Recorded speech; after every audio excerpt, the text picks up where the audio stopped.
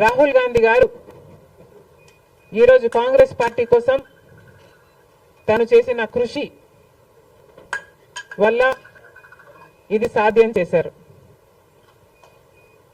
రాహుల్ గాంధీ గారు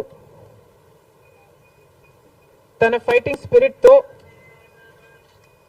ఎన్ని అవమానాలు వచ్చినా ధైర్యంగా ఎదుర్కొని ఈ సుదీర్ఘ ప్రయాణంలో తను ఎంతటి ఫైటరో నిరూపించుకున్నారు.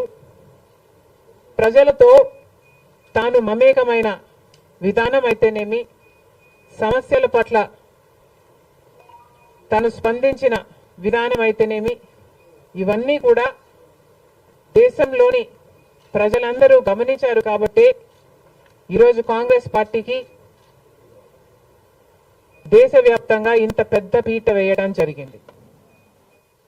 రాహుల్ గాంధీ గారు చేసిన పాదయాత్ర ఐక్యతను పెంచడానికి, సోదర భావాన్ని పెంపొందించడానికి,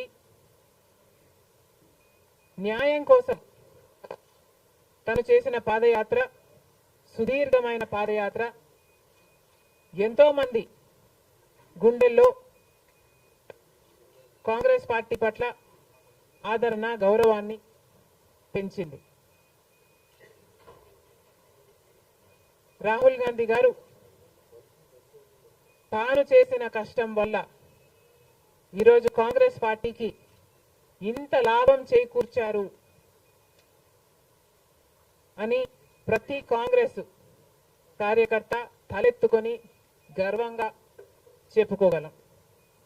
అందుకని మనస్ఫూర్తిగా ఈరోజు మరొకసారి రాహుల్ గాంధీ గారికి we are all wishing him the very best in his future, along with wishing him a very happy birthday.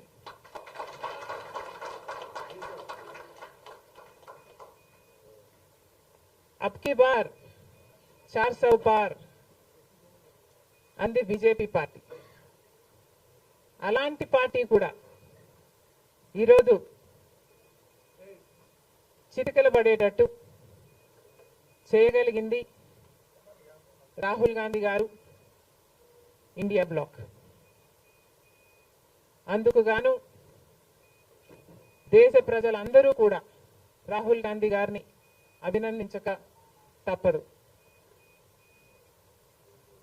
BJP party ఒక మతతత్వ పార్టీ అని మతం పేరుతో చిచ్చు పెట్టడం, ఆ మంటలో చలి కాచుకోవడం బీజేపీ చేస్తున్న రాజకీయాలని మణిపూర్ ఘటన ద్వారా రుజువు అయింది. కాబట్టి బీజేపీ చేస్తున్న పొరపాట్లన్నీ ప్రజలు గమనించారు. కాబట్టి ప్రభుత్వానికి చెందిన ఆస్తులైతేనేమి వాళ్ళ బినామీలకు కట్టే ప్రయత్నం చేస్తున్నారు. కాబట్టి ఈరోజు బీజేపీ చేస్తున్న అరాచక పాలన వల్లనే ఈరోజు బీజేపీ పార్టీకి మెజారిటీ తగ్గడానికి కారణం. ఇంకొంచెం ఉంటే ఆల్మోస్ట్ బీజేపీ పార్టీ అసలు ప్రభుత్వమే ఏర్పాటు చేయలేని స్థితికి ఈరోజు బీజేపీ పార్టీ దిగజారిపోయింది. ఇలాంటి ప్రభుత్వం ఎన్ని రోజులు ఉంటుందో చెప్పలేని పరిస్థితి ఈరోజు ఉంది. కేంద్రంలో బీజేపీ పార్టీ అధికారంలో ఉంది అన్న మాటే తప్ప పవర్ మాత్రం ఈరోజు బీజేపీ చేతిలో లేకుండా పోయింది.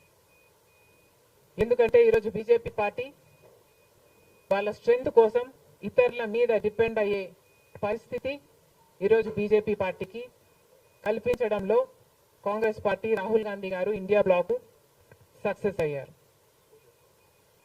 దేశవ్యాప్తంగా ఇది పరిస్థితి అయితే ఇక రాష్ట్రంలో చంద్రబాబు గారు కూటమి, పవన్ కళ్యాణ్ గారు బీజేపీతో కలిసి ఇక్కడ ప్రభుత్వం ఫామ్ చేయడం జరిగింది.